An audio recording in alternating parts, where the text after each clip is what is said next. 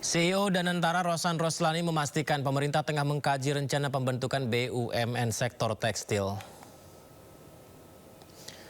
Menurut Rosan, setiap rencana investasi dilakukan melalui studi kelayakan dan asesmen menyeluruh, termasuk terhadap sektor tekstil yang saat ini tengah jadi perhatian pemerintah. Terlebih sejumlah parameter harus dipenuhi, salah satunya penciptaan lapangan pekerjaan dalam jumlah yang sangat besar, di mana industri tekstil jadi sektor padat karya yang menyerap banyak tenaga kerja. Di Danantara semuanya tentunya kita melakukan investasi yang kita lakukan itu sudah dalam feasibility study atau assessment yang penuh dari segala macam sektor ya tentunya juga dari kita kan ada kriteria atau parameter yang harus kita penuhi, termasuk juga parameter yang kita masuk itu adalah lapangan pekerjaan yang saya sampaikan. Mungkin ya we are willing, kita terbuka untuk menerima misalnya investasi yang secara return mungkin lebih rendah dari parameter kita apabila penciptaan lapangan pekerjaan lebih tinggi. Ya mungkin tekstil kan salah satu yang dari segi penciptaan lapangan pekerjaan itu sangat besar ya. Jadi kita melihat potensi-potensi yang ada aja gitu ya. Apalagi kalau itu udah termasuk dalam distress asset ya kita lihat selama kita yakin bahwa nanti kita bisa turn around perusahaan itu melakukan restrukturisasi secara maksimal seperti yang kita lakukan misal di perusahaan-perusahaan BUMN lainnya yang memang perlu mendapatkan penyataan secara keseluruhan tidak hanya dari permodalan saja tapi juga dari marketnya, dari off-takernya dan lain-lain. Pemerintah Provinsi DKI Jakarta memastikan kondisi ekonomi Jakarta masih stabil dan tetap terjaga kuat.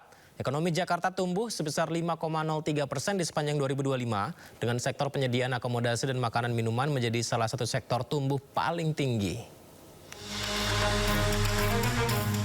Pemerintah Provinsi DKI Jakarta memastikan kondisi ekonomi Jakarta masih stabil dan tetap terjaga kuat. Hal tersebut tercermin dari capaian investasi dan pengelolaan fiskal yang mampu melampaui target meski di tengah tantangan ekonomi global dan nasional yang masih diliputi ketidakpastian. Gubernur DKI Jakarta Pramono Anung menyebut ekonomi Jakarta mencatatkan pertumbuhan sebesar 5,3% di sepanjang 2025. Sektor penyediaan akomodasi dan makanan minuman menjadi salah satu sektor yang tumbuh paling tinggi mencapai 9,79% dengan kontribusi 5,13%. Dengan kondisi ekonomi Jakarta. Seperti kita ketahui, ekonomi Jakarta tumbuh stabil dengan dukungan kebijakan fiskal yang berdampak nyata dengan pertumbuhan kumulatif 5,03%. Bank Indonesia memproyeksikan di tahun 2025 Jakarta akan tumbuh 4,6 sampai dengan 5,4%.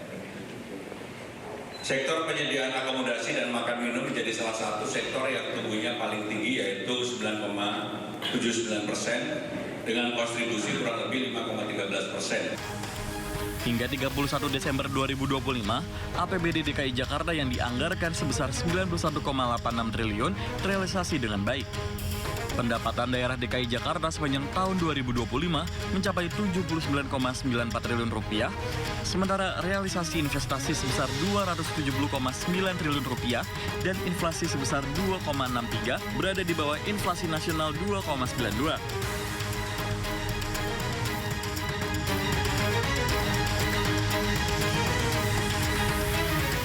Terima kasih masih bersama kami. Pemirsa, Presiden Prabowo Subianto melakukan agenda kedua dalam kunjungan kerja di London, Inggris, menyambangi Lancaster House. Ini dia pemirsa di Lancaster House. Presiden Prabowo melakukan pertemuan bilateral bersama Wakil Perdana Menteri Inggris David Lammy dan delegasi pengusaha Indonesia dan pengusaha Inggris.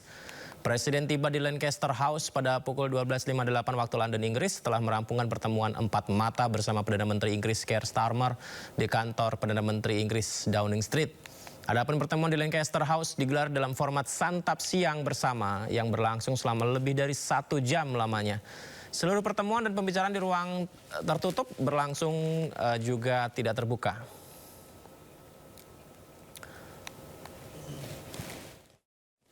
Pemirsa, dalam kunjungan kenegaraan di Inggris, Presiden Prabowo Subianto beserta jajaran menteri juga bertemu secara khusus dengan puluhan pengusaha top Inggris. Pertemuan ini sekaligus membuka potensi kerjasama investasi yang cukup besar ke Indonesia. Di sela-sela kunjungan kenegaraan, Presiden Prabowo Subianto menghadiri Forum Bisnis dan Investasi di Lancaster House, London, Inggris. Dalam forum tersebut, Presiden dan para pelaku usaha membicarakan peluang kerjasama perdagangan hingga investasi. Dalam forum pertemuan bisnis to bisnis dengan puluhan pengusaha top Inggris, forum tersebut menegaskan komitmen Indonesia untuk memperkuat kerjasama ekonomi dan investasi strategis dengan Inggris.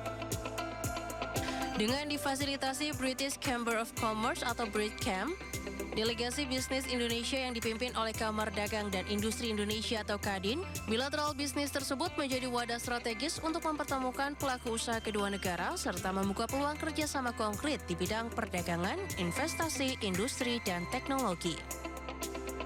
Minat investasi dari sejumlah perusahaan di Inggris mencerminkan antusiasme dunia usaha terhadap arah pembangunan dan kebijakan ekonomi Indonesia yang dinilai cukup baik dan kuat. Selain itu, forum pertemuan bisnis Indonesia-Inggris tersebut mencerminkan keseriusan pemerintah Indonesia dalam mendorong kerjasama ekonomi dan investasi yang lebih erat dengan Inggris. Sekaligus memperkuat posisi Indonesia sebagai tujuan investasi yang strategis dan kompetitif di tingkat global.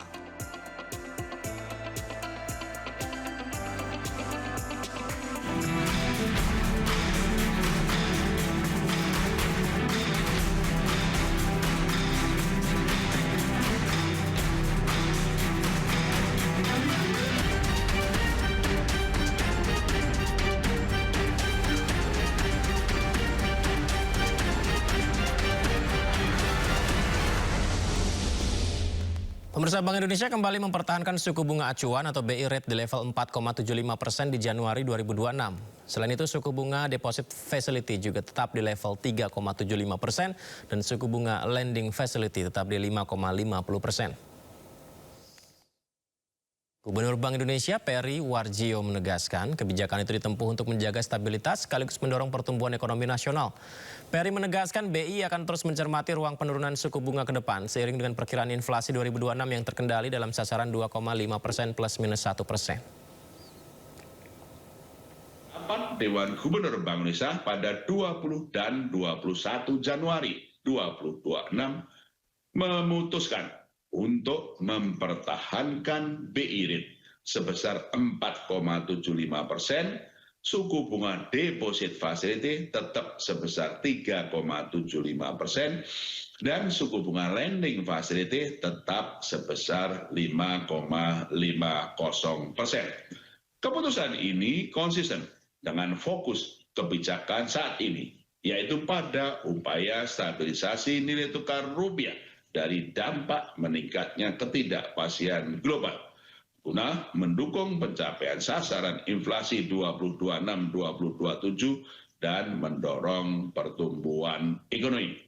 Kedepan, Bank Indonesia akan terus memperkuat efektivitas transmisi pelonggaran kebijakan moneter dan kebijakan makroprudensial yang telah ditempuh selama ini dan tetap mencermati ruang penurunan suku bunga BI rate lebih lanjut dengan perkiraan inflasi 2026-27 yang terkendali dalam sasaran 2,5 plus minus 1%.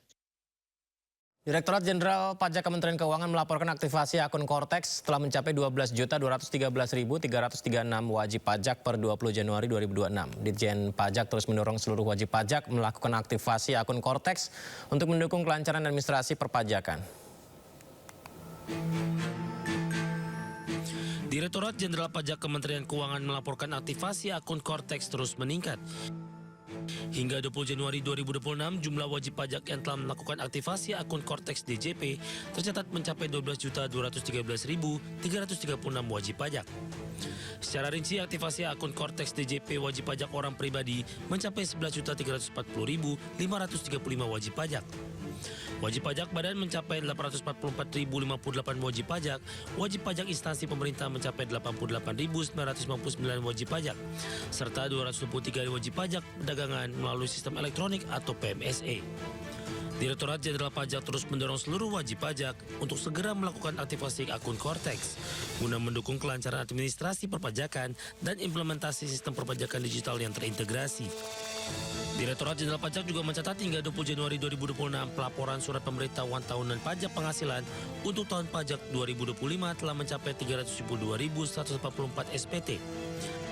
Terdiri dari wajib pajak orang pribadi sebanyak 306.503 SPT, wajib pajak orang pribadi non-karyawan sebanyak 46.193 SPT, wajib pajak badan dalam rupiah 19.394 SPT, dan wajib pajak badan dalam dolar Amerika sebanyak 37 SPT.